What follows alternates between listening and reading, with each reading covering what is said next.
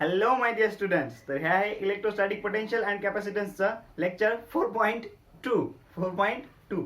कारण यापूर्वीचं lecture light गेल्यामुळं अर्ध्यामध्येच बंद करावं लागलं होतं. एक 15 मिनिटाचं लेक्चर चालू होतं, बरोबर आहे. त्याचा नेक्स्ट पार्ट हा आहे. तर नेक्स्ट पार्ट शूट करायला मला वेळ लागला, त्याबद्दल मी दिलगिरी व्यक्त करतो. कारण माझी तब्येत बरोबर नाही, त्याबद्दल मी तुमची सगळ्यांची मनापासून क्षमा मागतो. कारण तब्येत खरंच साथ देत नाहीये, डोकं खूप दुखत होतं आणि त्यामुळे मी लेक्चर घेऊ शकलो नव्हतो, त्याबद्दल क्षमस्व.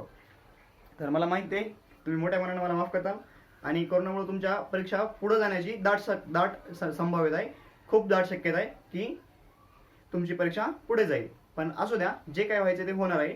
पण तुम्ही तुमचं जे प्रिपरेशन आहे ते व्यवस्थित सुरू ठेवा. जेवढा सिलेबस तुमचं सगळं झालेला आहे तेवढा सगळा क्लिअर करा. जो नाही पण झाला तो सुद्धा तुम्ही क्लिअर करत चला. जेवढा शक्य आहे तेवढा तुम्ही सेल्फ स्टडी करून करत चला, ठीक आहे. मी पण सिलेबस कंप्लीट करणार आहे, त्याच्याबद्दल कोणतीच शंका बाळगू नका. तुमच्या एक्झामच्या अगोदर मी सिलेबस तुमचा कंप्लीट करून देईल. तुमची एक्झाम पुढे जाणार आहे हे कन्फर्म आहे, ठीक आहे. त्याच्यामुळे एक्झामच्या अगोदर आपला सिलेबस कंप्लीट होईल. जर वेळेवर झाली असते एक्झाम तर शक्यता होती की एखाद दुसरा चॅप्टर राहिला असता, पण आता काही तसं शक्यता नाही आहे. तुमचे जवळपास सगळं सिलेबस होऊन जाईल, ठीक आहे. ओके, चला. आपण बघितलं होतं इलेक्ट्रोस्टॅटिक पोटेन्शियल अँड कॅपॅसिटन्सच्या लेक्चर नंबर 4.1 मध्ये इलेक्ट्रोस्टॅटिक पोटेन्शियल अँड कॅपॅसिटन्स याचं रिलेशन बघितलं होतं. डीव्ही इज इक्वल टू, हे रिलेशन बघितलं होतं आपण. DV is equal to minus E bar dot D R bar, हे रिलेशन बघितलं होतं आपण, बरोबर आहे का. Okay, what is this? DV change in potential, what is this? Change in position vector किंवा डिस्प्लेसमेंट थोडक्यात, ठीक आहे. ई बार काय? इलेक्ट्रिक फील्ड, त्यांचा डॉट प्रोडक्ट आहे.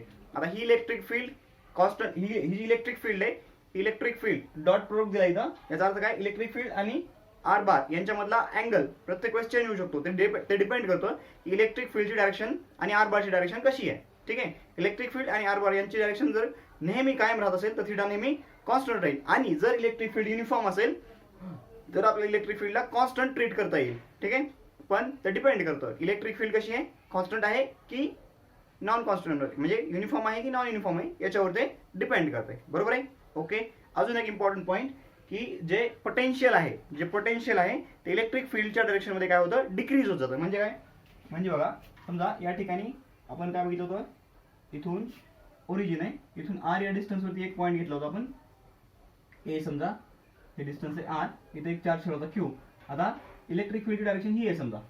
या डायरेक्शनमध्ये काय होतं, या डायरेक्शनमध्ये पोटेन्शियल जे आहे ते डिक्रीज करतं, ठीक आहे. म्हणजे समजा इथे एक पॉईंट घेतला, या ठिकाणी एक पॉईंट घेतला मी पी, या ठिकाणी एक पॉईंट घेतला क्यू, या ठिकाणी एक पॉईंट घेतला आर. तर potential at P is greater than potential at Q is greater than potential at R, ठीक आहे. पोटेन्शियल जसं आपण इकडे जात जाऊ, कुठं, इलेक्ट्रिक फील्ड कडून इलेक्ट्रिक फील्डच्या, बघा इलेक्ट्रिक फील्ड इकडे, इथून इलेक्ट्रिक फील्ड डायरेक्शन कशी आहे, ही आहे इलेक्ट्रिक फील्डची डायरेक्शन. इलेक्ट्रिक फील्डच्या डायरेक्शन मध्ये जसं आपण पुढे जात राहू तसं काय होतं, इलेक्ट्रिक फील्डची मॅग्निट्यूड काय होत जाते, कमी होत जाते आणि पोटेन्शियल डिक्रीज होत जाते. म्हणजे आणि समजा आपण इलेक्ट्रिक फील्डच्या अपोजिट मूव्ह केलं तर काय होतं, इलेक्ट्रिक फील्डचं पोटेन्शियल काय होत जातं, वाढत जातं, ठीक आहे. हां, तर इम्पॉर्टंट पॉईंट काय याच्यात नोट करा. Note important point note. बघा, नोट काय, the electrostatic potential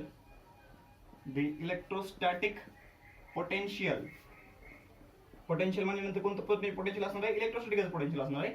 the electrostatic potential always decreases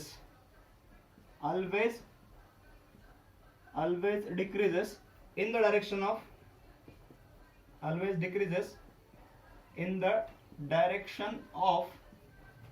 electric field. Very important. Electrostatic potential always म्हणतो मी, always decreases in the direction of electric field. Electric फील्डच्या direction मध्ये electrostatic potential हे नेहमी काय होत जातं, डिक्रीज होत जातं, ठीक आहे. हा खूप इम्पॉर्टंट पॉईंट आहे, नोट टाकून द्या, ठीक आहे. चला, आता बघायचंय graph of electric field, graph of V और E वर्सेस R, ठीक आहे. आता आपण ग्राफ काढून बघू. इकडे घेतली आपण व्ही पोटेन्शियल आणि ई, व्ही आणि ई इलेक्ट्रोस्टॅटिक फील्ड आणि इलेक्ट्रोस्टॅटिक पोटेन्शियल, आणि इकडे घेतलं आर. ठीक आहे, आपण बघितलं होतं पॉईंट चार्जसाठी काय असते, 2 पॉईंट चार्जेस आहेत, त्याच्यासाठी फोर्स काय असतो K Q1 Q2 divided by R square. 2 point चार्जसाठी ई काय असतं, what is E electric field काय असते K Q by R square, आणि व्ही काय असतं के क्यू बाय आर असतं electric field due to point charge, आणि potential electrostatic potential due to point charge K Q by electric field due to point charge K Q by R square, आणि force between 2 point charges K Q1 Q2 by R square. म्हणजेच काय इथं F is directly proportional to 1 by R square, E is directly proportional to 1 by r square and V is directly proportional to 1 by r. म्हणजेच force आणि electric field हे डिस्टन्सची inversely proportional असतात, डिस्टन्सच्या स्क्वेअरशी inversely proportional असतात, आणि potential हे डिस्टन्सशी डिस्टन्सची inversely proportional असते. पण कसं फक्त डिस्टन्सचा स्क्वेअर नाही, डिस्टन्सचा पॉवर 1च आहे. आणि इलेक्ट्रिक फील्ड आणि फोर्स मध्ये मात्र inversely proportional to square of distance, आणि potential is inversely proportional to only distance. Potential is inversely proportional to only distance. ठीक आहे, चला याचा ग्राफ काढून बघू आपण. बघा याचा ग्राफ येईल असा ह्या झाला ईचा ग्राफ. तर व्हीचा ग्राफ कसा असतो, थोडा स्लोली असा होतो, स्लोली डिकेज होतो भाई.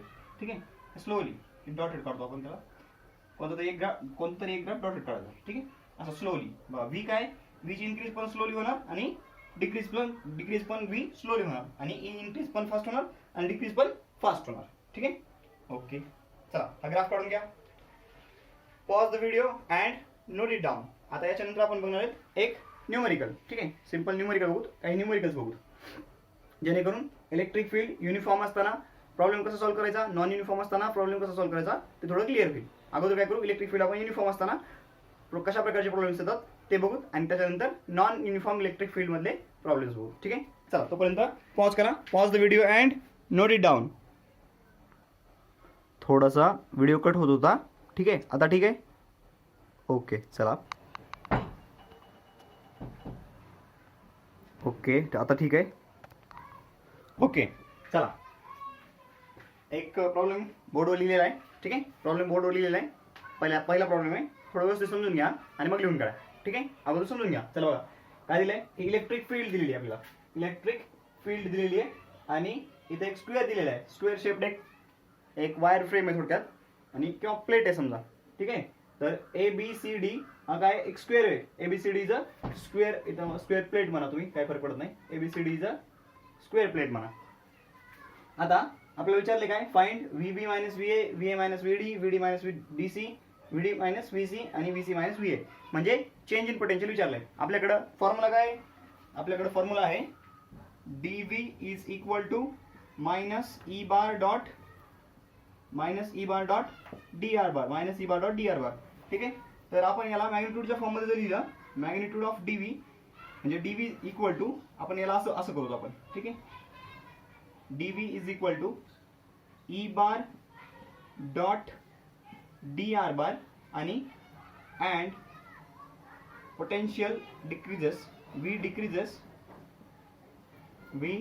Decreases in the direction of field.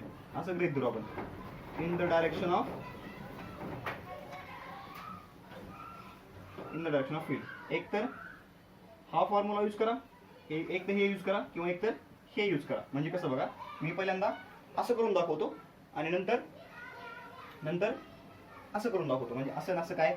ठीक आहे, एक मिनिट, व्यवस्थित दिसतंय का, चमकायला लागले, एक मिनिट, जस्ट अ मिनिट. चला बघा, पहिल्यांदा आपण काय करू, dV is equal to minus E bar dot dr बारचा फॉर्म्युला वापरू. ठीक आहे, बघा VBA मायनस VA काढायचा आपल्याला, म्हणजे A आणि B या दोन पॉईंट मधला पोटेन्शियलचा डिफरन्स काढायचा आहे. मग काय होईल formula, minus E bar dot formula लिहित झाला. ठीक आहे, फॉर्म्युला प्रत्येक वेळेस लिहित चला, minus E bar dot dr बार म्हणजे काय होईल, मायनस, आता E बार डॉट dr बार. बघा E बारची डायरेक्शन कशी आहे, VB मायनस VA. ठीक आहे, म्हणजे A टू B जायला लागलो आपण, कुठून कुठं जायला लागलो, A टू B जायला लागलो. Final minus initial, potential difference कसा काढतो आपण, फायनल पॉईंटचं पोटेन्शियल मायनस इनिशियल पॉईंटचं पोटेन्शियल. म्हणजे आपण A टू B गेलेलो, A टू बी गेलेलो आहे, ठीक आहे. म्हणजे व्हीबी मायनस व्ही आहे, म्हणजे आर बारची डायरेक्शन अशी आहे इकडं, आणि इलेक्ट्रिक फील्डची डायरेक्शन पण त्याच इलेक्ट्रिक फील्ड आणि आर बारची डायरेक्शन सेम आहे. म्हणजे अँगल किती त्यांच्यामधला 0 आहे. अँगल किती आहे 0, ठीक आहे. म्हणजे काय होईल minus E D R cos 0, बरोबर आहे. E D R cos 0. आता डी आर, हे डी आर समजा, ठीक आहे. आता डी आर बार किती हो, ए बी समजा याची साईड दिलेली आहे प्रत्येकाची. समजा हे प्रत्येक डिस्टन्स काय ए बी बी सी, म्हणजे याची स्क्वेअरची साईड किती दिलेली त्यांनी 1 मीटर, मी विसरलो होतो, दिलेली त्यांनी प्रॉब्लेममध्ये दिलेली आहे 1 मीटर. तर काय होईल मग मायनस ई किती आहे, जी काय असेल ते असेल. समजा ईची मॅग्निट्यूड दिली, समजा ई दिलंय 20 न्यूटन पर कूलम, ठीक आहे. ई दिलंय 20 न्यूटन पर कूलम. तर काय होईल minus 20 into 1 into cos 0 is 1, म्हणजे किती झालं हे मायनस 20 व्होल्ट. आता मायनस आले, याचा अर्थ काय की बी पॉईंटचं पोटेन्शियल हे ए पॉईंटच्या पोटेन्शियल पेक्षा कमी आहे. म्हणजे काय, अरे सॉरी लाईट गेली. ओके, लाईट आलेली आहे. लाईट फारच जाय करते, थोडासा डिस्टर्ब व्हायला लागलाय. चलता है, छोटे छोटे गाव में छोटी छोटी बातें होती रहती, ठीक आहे. आपलं गाव छोटंच आहे. चला बघा, व्हीबी मायनस व्ही किती आलं मायनस 20 व्होल्ट. याचा अर्थ काय की बी पॉईंटचं पोटेन्शियल, याचा अर्थ काय, याच्यावरून बघा व्हीबी मायनस व्ही ए, याचा अर्थ काय, तर याचा अर्थ असा आहे की potential at A is greater than potential at B, ठीक आहे. म्हणून हे काय लागले मायनस यायला लागले, बरोबर आहे. हे मायनस यायला लागले, याचा अर्थ काय VB is less than P A, बरोबर आहे. ए या पॉईंटचं पोटेन्शियल जास्त असेल आणि बी या पॉईंटचं पोटेन्शियल कमी असेल, म्हणून हा डिफरन्स मायनस येतोय, बरोबर आहे का. हा मोठं बघा ना, समजा 1 मायनस 2 केलं तर काय उत्तर येतं -1. एक छोटे आहेत ना 2 पेक्षा, म्हणजे इथं काय हे V B minus V A, VB minus V A काय लागले निगेटिव्ह यायला लागले. याचा अर्थ V B is less than V A पाहिजे. इथे एक लहान आहेत 2 पेक्षा, एक लहान आहेत 2 पेक्षा, म्हणजेच इथं काय V B minus V A negative आहे. याचा अर्थ काय V B is less than V A, म्हणजेच याचा अर्थ काय V A is greater than V B. याला उलट लिहिलं, ठीक आहे. म्हणजे बघा आता याला असं असं असं गृहीत धरू आपण. हेच जर तुम्हाला वेगळ्या पद्धतीने सोडवायचं तर तुम्ही कसं सोडू शकता. हे निगेटिव्ह साईन कन्सिडर करायचंच नाही, फक्त काय करायचं डायरेक्ट असं म्हणायचं. एक मिनिट, कुठे सोडू, किधर छोड़ाया जाए इसको, इधर ही छोड़ा दो. चलो बघा, हेच पहिलाच प्रॉब्लेम डबल सोडवतो मी.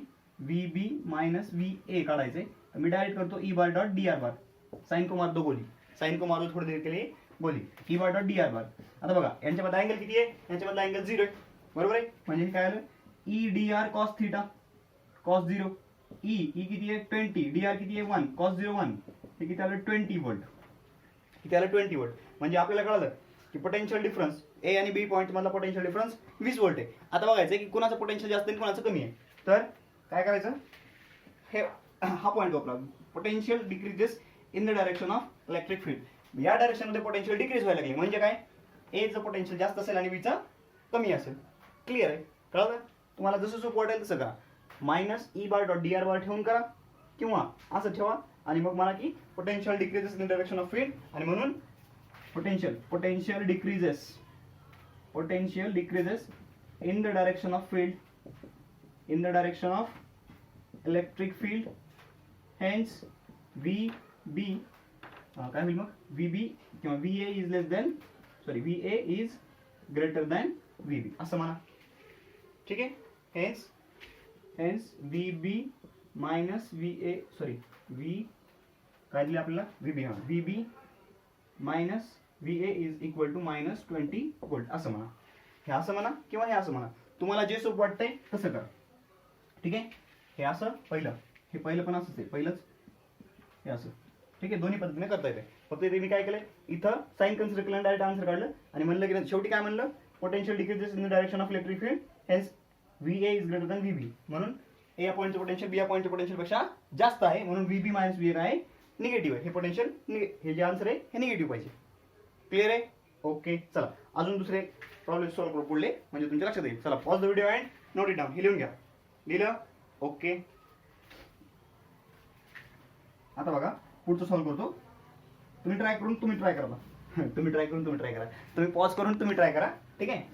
बघा V A minus V D काढायचंय, V A minus V D काढायचंय. इथे बघा minus E bar dot D R bar is equal to काय होईल मग आता minus E D R cos theta. Cos theta किती बघा आता इलेक्ट्रिक फील्ड अशी आहे आणि डी आर आता V A minus V D A म्हणजे V A minus final point आहे हा इनिशियल पॉईंट आहे म्हणजे आर बार डी आर बार कसं आहे डी आर बारची डायरेक्शन अशी आहे. ठीक आहे डी आर बारची डायरेक्शन अशी आहे, इलेक्ट्रिक फील्ड डायरेक्शन अशी आहे म्हणजे दोन्हीमध्ये किती अँगल आहे 90 चा अँगल आहे. ठीक आहे इलेक्ट्रिक फील्ड डायरेक्शन ही आहे, डी आर बारची डायरेक्शन ही आहे म्हणजे दोन्हीमध्ये अँगल 90 चा आहे. दोन्हीमध्ये जर 90 डिग्रीचा अँगल असेल कॉस 90 किती असतो 0 म्हणून काय होईल electric field potential between points A and D is 0. ठीक आहे 0 आल्यानंतर निगेटिव्ह आणि पॉझिटिव्हचा प्रश्नच नाही कळलं. ओके निगेटिव्ह 0 आला आन्सर त्याच्यामुळे निगेटिव्ह आणि पॉझिटिव्ह येण्याचा प्रश्नच नाहीये आणि त्याच्यामुळे आपल्याला बघण्याची गरज पडली नाही की पोटेन्शियल कोणत्या डायरेक्शनला डिक्रीज व्हायला लागले कारण इथे अँगल 90 डिग्रीचा आहे आणि त्याच्यामुळे काय झालंय हे जे हा जो सरफेस आहे ए बी किंवा ही जी लाईन आहे ए बी या लाईनवरच्या सगळ्याच पॉईंटचं पोटेन्शियल कसं असेल सेम असेल आणि त्यांच्यामधला पोटेन्शियल डिफरन्स 0 असेल. ठीक आहे ओके चला V D minus V C काढायचे. V D minus V C आता बघा या स्क्वेअरची साईड सेम आहे त्याच्यामुळे ए आणि बी पॉईंटमध्ये जेवढं पोटेन्शियल डिफरन्स आहे तेवढाच पोटेन्शियलचा डिफरन्स डी आणि सी मध्ये पाहिजे. येते का V D minus V C minus E bar dot D R bar is equal to minus E D R cos theta. Cos theta किती आहे कॉस थिटा इज 0. बघा इथं थिटा किती आहे 0 आहे. यासाठी हा डी आर बार काय झाला असं झाला D R bar electric field direction अशीच आहे ई बार आणि इलेक्ट्रिक फील्ड बघा इलेक्ट्रिक फील्ड आणि D R bar same direction मध्ये म्हणजे अँगल किती आला थिटा आला 0 म्हणजे minus E D R cos 0 आला 1 म्हणजे बघा आता ई किती आहे 20 हे मायनस 20 इंटू 1 इंटू 1 म्हणजे ते किती आलं -20 वोल्ट. -20 वोल्ट याचा अर्थ काय VC is greater than VD. VC is greater than एक minute VD minus VC VD minus VC I'm sorry VD minus VC काढले ना आपण सॉरी VD मायनस VC म्हणजे इनिशियल पॉईंट कोणता असेल C असेल म्हणजे डी आर बारची डायरेक्शन अशी आहे इलेक्ट्रिक फील्ड डायरेक्शन अशी आहे म्हणजे थिटा 180 आहे sorry I am extremely sorry theta 180 degree आहे. थिटा 180 म्हणजे मायनस असतं हे -1 आलं याला -1 मायनस +1 याला 20 वोल्ट म्हणजे V म्हणजे काय आलं हे प्लस आहे म्हणजे VD is greater than VC. बघा इथं अपोजिट आहे डी आर बारची डायरेक्शन अशी आहे इलेक्ट्रिक फील्ड डायरेक्शन अशी आहे दोन्हीमध्ये अँगल किती झाला 180 डिग्री झाला. कॉस 180 किती असतो -1 इंटू 1 इंटू -1 हे 20 वोल्ट. ठीक आहे म्हणून काय आलं VD चं पोटेन्शियल VC पेक्षा 20 वोल्टनं जास्त आहे. असं करा किंवा कसं ऑर मध्ये असं करू ऑर डायरेक्ट काढू हे VD minus VC is equal to E bar dot D R bar असं काढू आणि त्याच्यानंतर काय म्हणू त्याच्यानंतर potential decreases in the direction of field असं म्हणून आपण कोणतं पोटेन्शियल जास्त आहे किंवा कोणतं कमी आहे ते काढू. ई डी आर आता इथं बघा अँगल कोणता आहे अँगल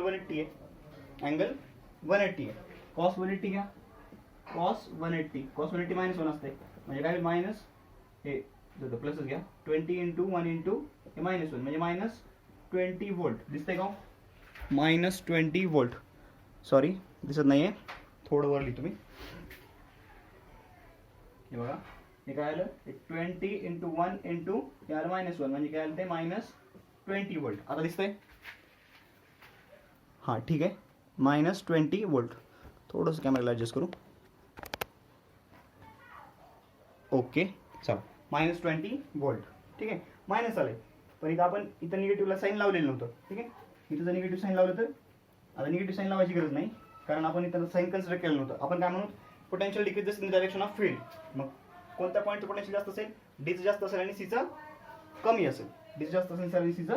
असेल म्हणून काय होईल hence VD minus VC is equal to हे 20 वोल्ट प्लस ते 20 वोल्ट का कारण potential decreases in the direction of field म्हणून ते मायनस नाही ते प्लस पाहिजे कारण इथं आपण निगेटिव्ह साईन लावलं नव्हतं. इथं जर निगेटिव्ह साईन लावलं असतं तर बरोबर पॉझिटिव्ह आलं असतं ते क्लिअर आहे असं पण म्हणू शकतो. इथं आपण इथं साईनची गोष्ट कन्सिडर करू नका. इथं कॉस 180 आले तुम्ही कॉस 0 घेतलं तरी काही फरक पडत नाही पॅरल अँटी पॅरल काही फरक पडत नाही मायनसचा फरक पडत नाही. इथं मायनस आले फक्त ते साईनमुळे आले साईनच्या घोटाळ्यामुळे आले तर साईनचा घोटाळा लक्षात ठेवू नका किंवा सरळ मग हा फॉर्म वापरायचा -E bar dot D R बारचा. ठीक आहे ओके चला लिहिलं चला शेवटचा पॉईंट आता शेवटचा problem pause the video and note it down. आता बघा पुढं VC minus VA. VC minus VA म्हणजे final potential minus initial potential. बघा हे असं आहे. आता आर बार कसं असेल, VC फायनल आहे. फायनल म्हणजे ए कडून बी कडे आलाय, ए कडून सी कडे आलाय, म्हणजे डी आर बारची डायरेक्शन ही आहे, डी आर बारची डायरेक्शन अशी आहे, ई बारची डायरेक्शन अशी आहे. बघा हा डायगोनल झाला. आता यांच्यामधला अँगल किती लावून असा हा आला, ई बार आणि डी आर बार मधला अँगल आला 45 डिग्री. आणि बघा हे डिस्टन्स 1 मीटर, हे डिस्टन्स 1 मीटर आहे आणि हा राईट अँगल आहे, म्हणजे हे डिस्टन्स किती असेल, AC डिस्टन्स असेल, AC डिस्टन्स किती असेल √2. बघा ना हे 1 आहे, हे 1 आहे, ठीक आहे, 1 1, ठीक आहे. हा काही square root of 1 square plus 1 square म्हणजेच काही स्क्वेअर रूट ऑफ 2. बरोबर आहे. म्हणजे इथं डी आर बार किती, डी आर बार ही 1, ई बार बघा डायरेक्ट लिहू आता हे minus E bar dot D R bar is equal to minus E D R cos theta. Cos theta किती आहे, थीटा किती इथं, थीटा आहे 45 डिग्री. थीटा किती आहे 45 डिग्री. मग मायनस मायनस ई किती आहे 20 coulomb Newton per coulomb. D R किती आहे √2 into cos 45 is 1/√2. √2 cancel. Answer आलं -20 वोल्ट. -20 वोल्ट का, कारण VA is greater than VC आहे म्हणून आन्सर मायनस आलं. ठीक आहे, VA is greater than VC आहे म्हणून आन्सर मायनस आहे. असं पण म्हणू शकतो की potential decrease in direction of field. ठीक आहे, त्याच्यामुळं हे मायनस आलेलं आहे. क्लिअर आहे. ओके, चला pause the video and note it down.